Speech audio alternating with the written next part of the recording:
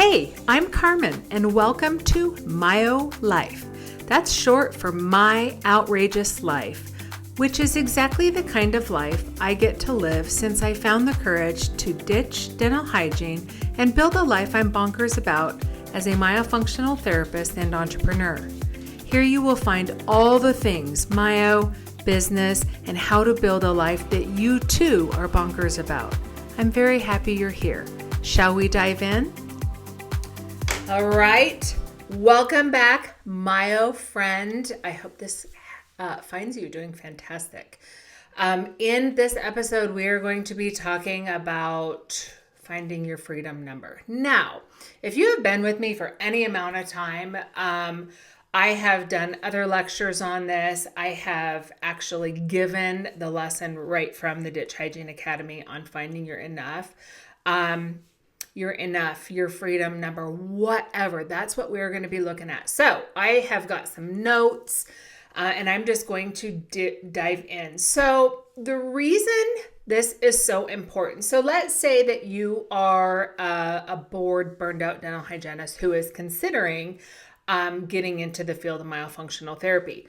If you're working a full-time job, it's going to be harder for you to have runway space to build this dream if you're working all the time.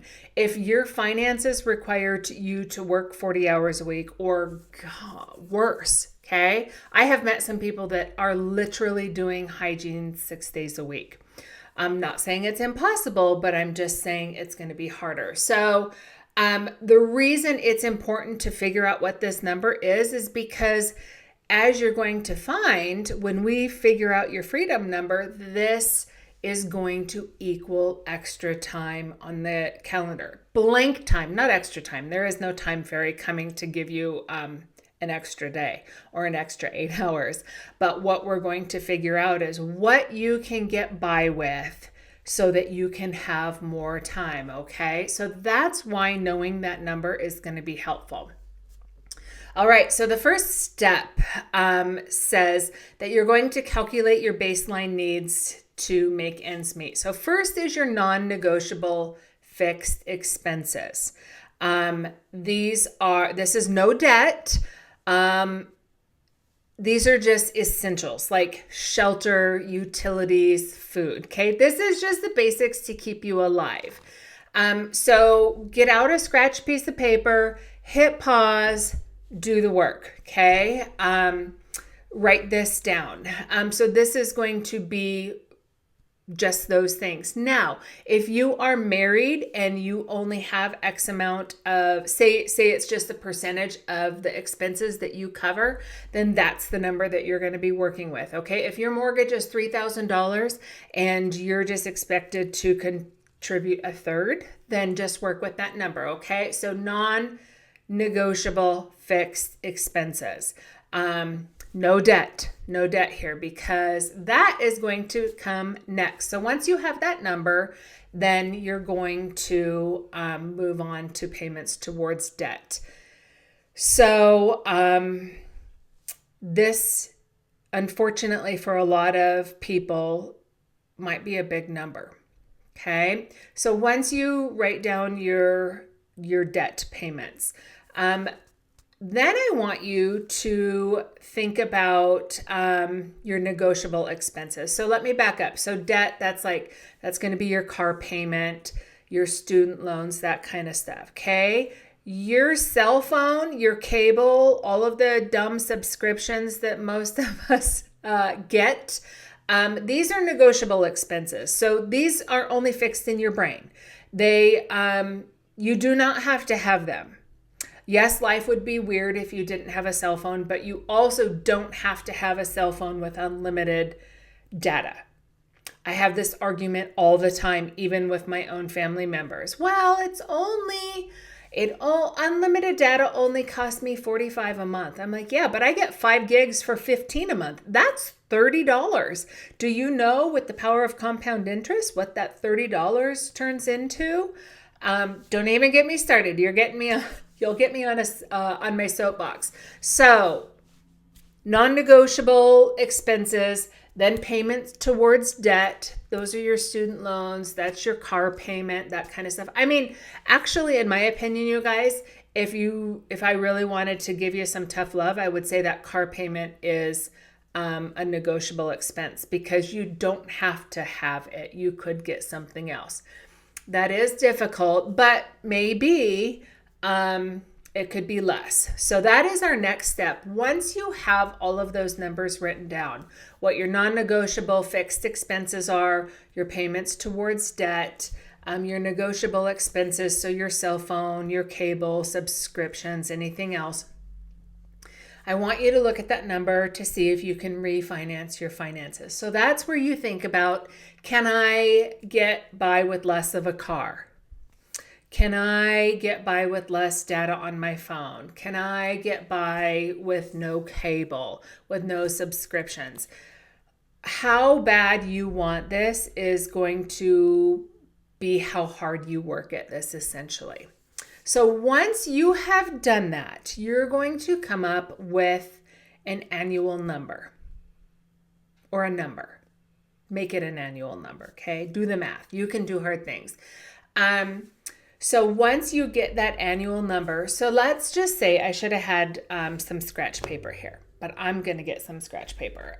So let's say your number came out to be $3,000 per month. Okay.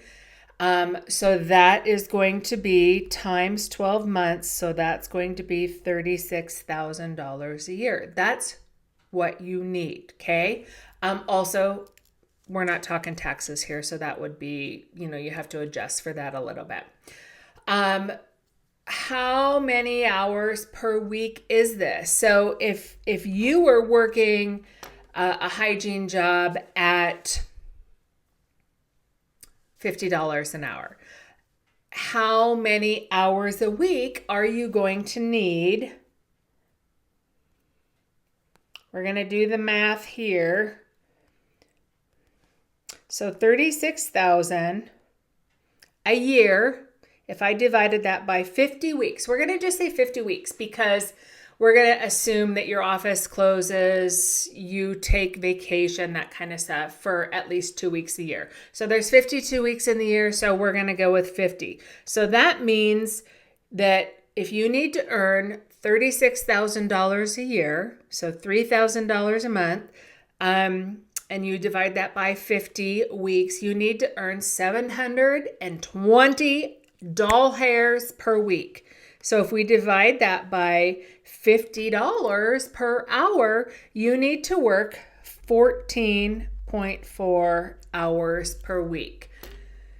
So this is where it gets exciting because this is where you get some of that time. So remember I said there's no time fairy coming, but this is where you can start getting some runway, some white space on your calendar to be able to start your business. So if you're working 40 hours a week and you really only need to work 14.4 hours a week, that's where you are able to cut back. Now, your brain is going to have all sorts of drama over this because it's going to be hard, especially, I don't know about you, but for me as a dental hygienist, I lived pretty nicely.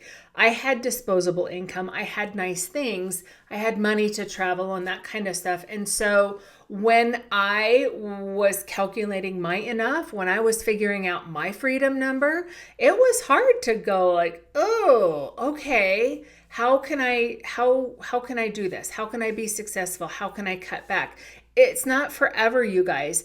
If this number is like your biggest, hairiest dream, you don't have big, hairy enough dreams, okay? So it's just for now while you start your business. It's going to be so much easier for you to go through the Ditch Hygiene Academy because you are going to go through the Ditch Hygiene Academy, right? It's going to be so much easier for you to go through there if you have time.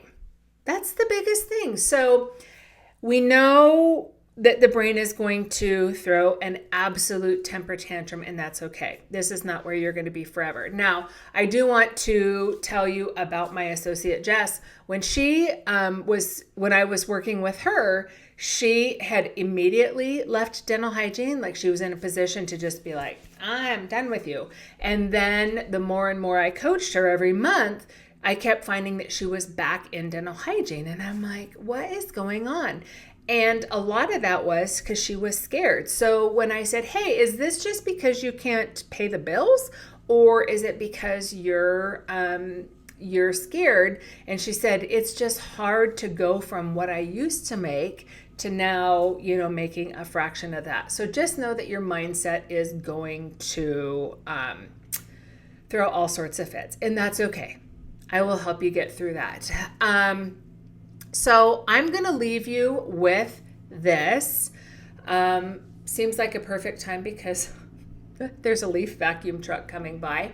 I'm going to leave you with this so that you can just think about where you can cut back, how you can make some space on your calendar. The next step is to get your butt inside the Ditch Hygiene Academy when it opens next, because I'm going to teach you how to fill that space. Okay. You don't want to just be having, you don't want to go from 40 hours a week to 14.4 and not have a clearly defined, very organized, repeatable process that is just like follow the yellow brick road. So you work on finding your freedom number. You work on freeing up time on the calendar, and then I will work on making sure that you have the most bomb-diggity program to teach you, so that you don't have to stay at your baseline number forever. So that's a wrap, my friend. I will be back soon with another episode talking about all things Myo, business, and building a life that you are absolutely bonkers about. That's it. I'll see you next time.